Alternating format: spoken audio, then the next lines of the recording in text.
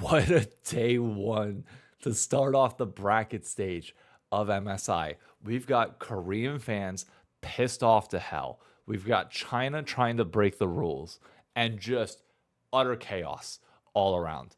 Let's get right into it. The first East versus West matchup of the knockout stage of MSI, G2 versus Top Esports. G2, a record of 12-23 since 2022 against the LPL. And game one, you can either roll craps or you can roll caps. And this one, it was unfortunately craps. Well, we get the kill here, and G2 would try and fight back from an early deficit that they put themselves in. It unfortunately wouldn't mean all that much in game one. Got a little bit.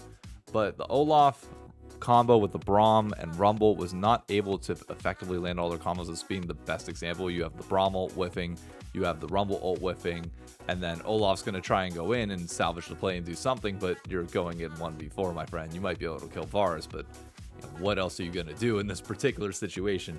Not much. It was a Top Esports show early game, which continued into mid game and would eventually spiral into late game. For game one, the Mbessa was cooking the entire time. Look at the 5.5k gold lead. Granted, 32 minutes in, so far enough. But Mbessa was cooking Broken Blade the entire time. It was very clear Top wanted to put the solo lanes behind from G2. And in game one, they did exactly that. Not particularly a close game. Especially given the prior series. All 3-0s, which we'll talk about briefly, but I don't think it's much of a spoiler to say that, yeah, TSW got their butts kicked pretty bad. So going into this is like, okay, not the best start for G2. Can they bounce back and prevent a 3-0 from us? Game two, you got the Lulu and the Inara for G2. A bot lane that was solid in game one. In game two, there would eventually be some more problems. But once again, Caps dying in lane, getting ganked over and over again. It was very clear again, pick on the solo lanes, and it would be a recipe for success. But could you see a fight where the Inara was able to pop off? Well, when a Nico comes into your backline like that, yeah, not really going to be able to do all that much. Inara Lulu ain't going to be able to get online whenever your whole team's getting wiped this easy. Some incredible Nico flanks this game in particular. One final fight over here at Baron. 27 minutes into the game, Top Esports with a 7.3 gold lead. Again, a clutch Nico ult. Yanar is able to get back a little bit, able to open up, at least for now, but it's not going to be enough.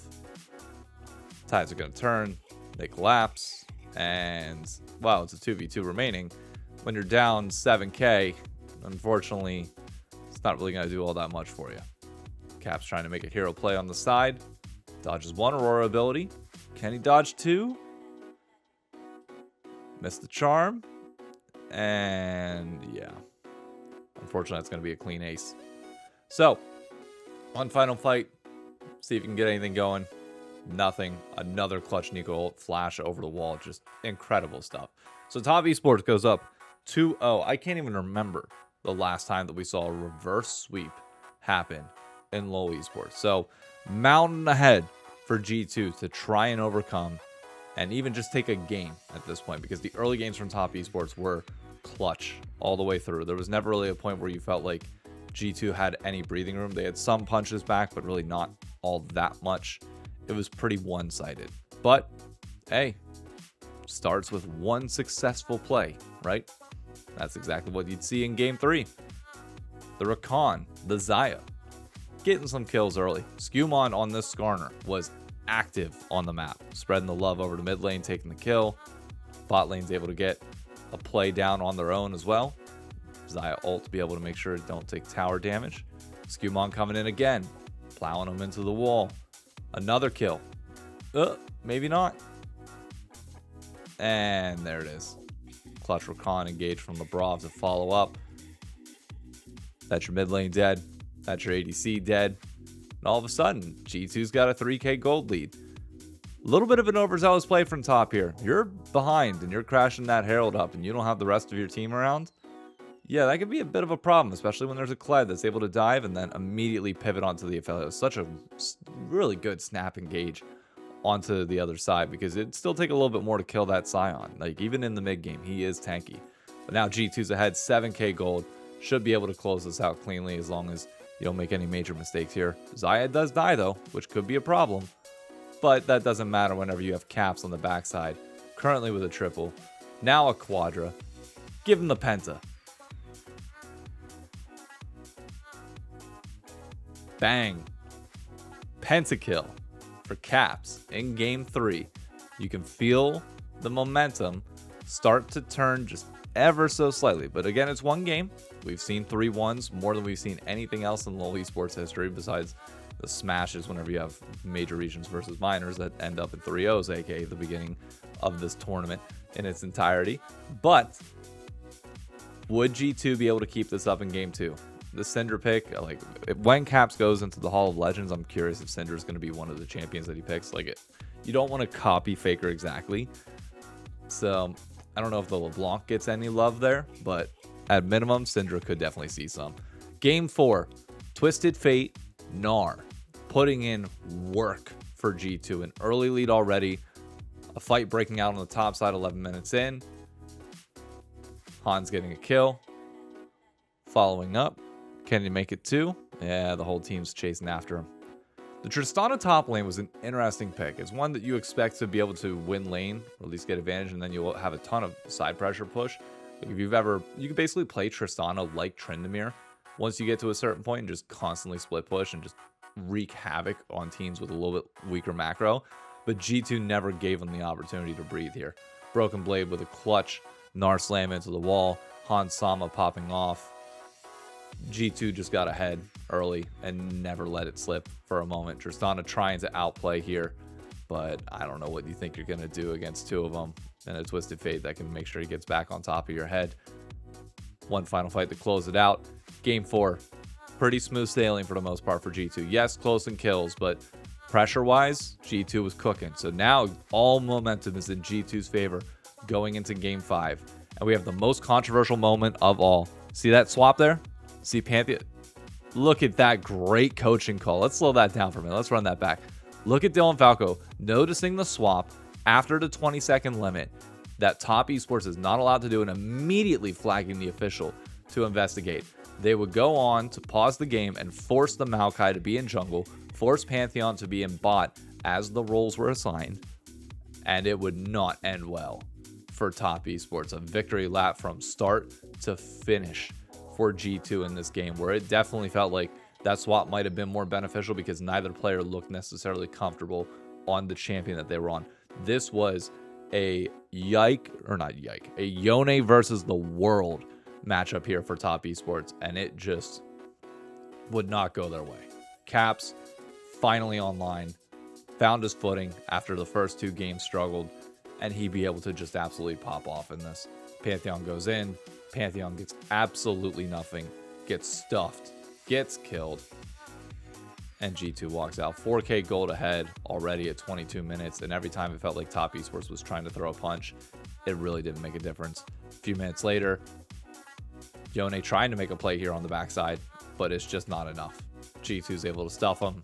G2's able to secure their lead even further. And we got one final play. Skewmon solo killing Jackie Love on the bot side. Again, Yone trying to clean up this play as much as he can, but it is just simply not enough. Wow, they definitely do some damage and bring it back a little bit. G2 still gets out with 3. Nope, make that 2. No, yep, make that 2.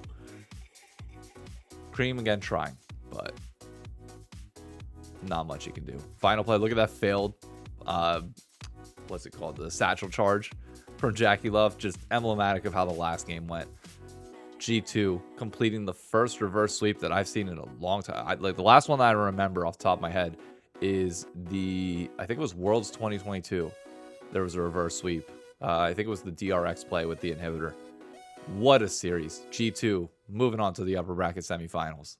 I'm not even really going to waste your time talking about the first series of the day. TSW got beat 3-0. There was one game in particular where Volibear was able to get ahead slightly and tried to make it even, but this series was never close, so there's no point in wasting any time on it at the moment. Let's focus on that G2 matchup.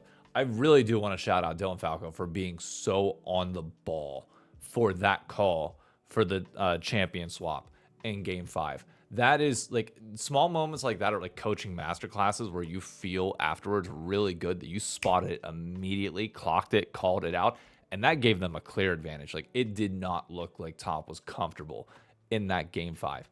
And kudos to G2 in general for withstanding the pressure and the heat from games 1 and 2 where they just could not get it going. Like everything felt like it was going wrong.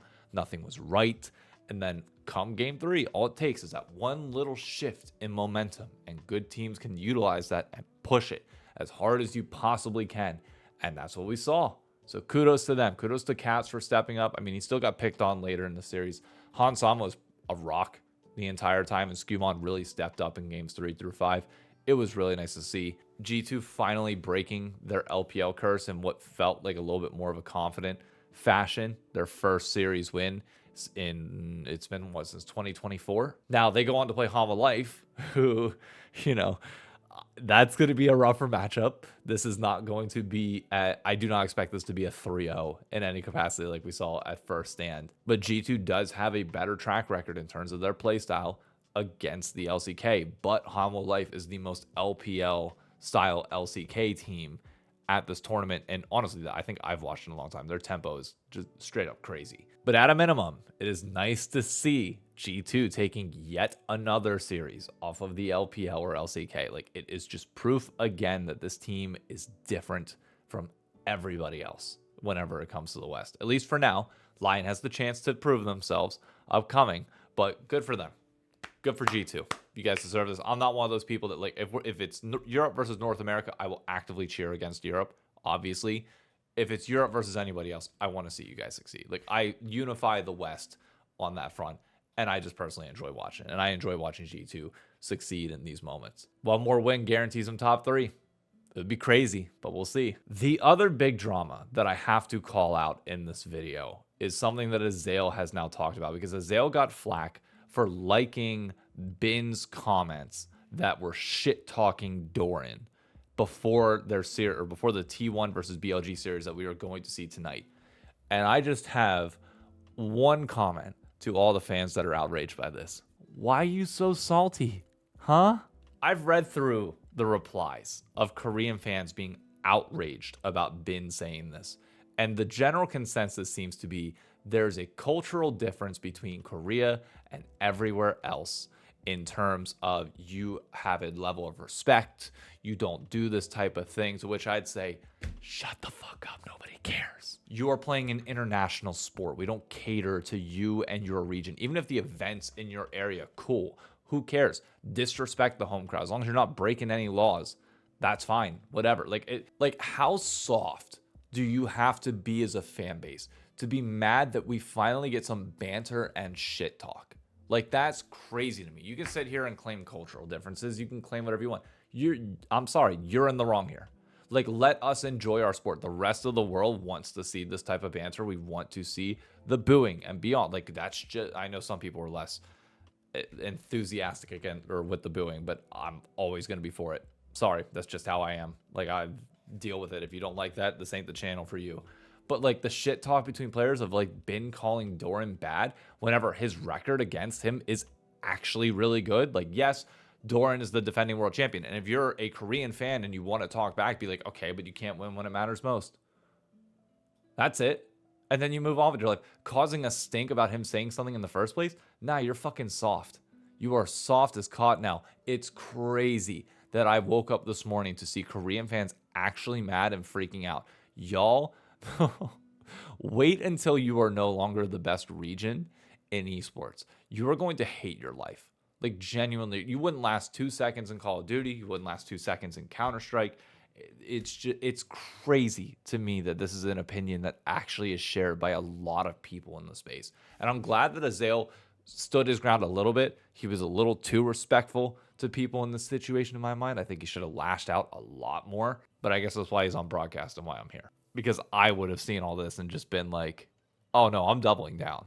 If anything, like I'm starting to bring up stats of how good Bin is versus Doran just to like shove it in your face the entire time. Like, it's so stupid, man.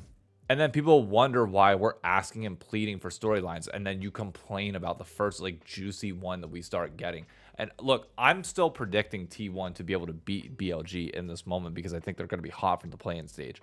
But now you're making me want to change that. You're making me want BLG to absolutely destroy T1 and destroy Doran specifically, just to prove a point that the shit talk is worth doing. Like, that's what I want now. Like, this is the type of thing that pisses me off because now it's changing my entire predictions of what I want. Anyways, this has gone on long enough. I know the highlights were already 10 minutes as is, so I want to keep this short and condensed. But I do want to let you all know that, again, I do start my job again next week. Like, I had off this week for Commissioner Week, which was fantastic. But this series is going to have to come out at like 8 o'clock at night now because I will not have the capacity to record anything by the time I have to leave for work in terms of a full-length YouTube video. Shorts-wise, yes, I'll be able to have that out before I go into the office, but full-length YouTube videos, like, this is going to have to be good evening, North America. I'm curious to see how that affects this, but again, I would just appreciate your support. If you want to turn on that bell for notifications so you can start to get used to the cadence whenever that begins, likely on, I mean, it's probably going to start beginning on Monday.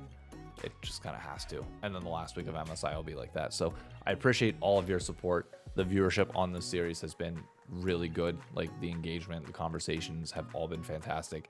It is just going to have to shift to the evening because I still work a full-time job. Content is my full thing. So thank you. I appreciate it. I'll see you around. See you tomorrow. Bye-bye.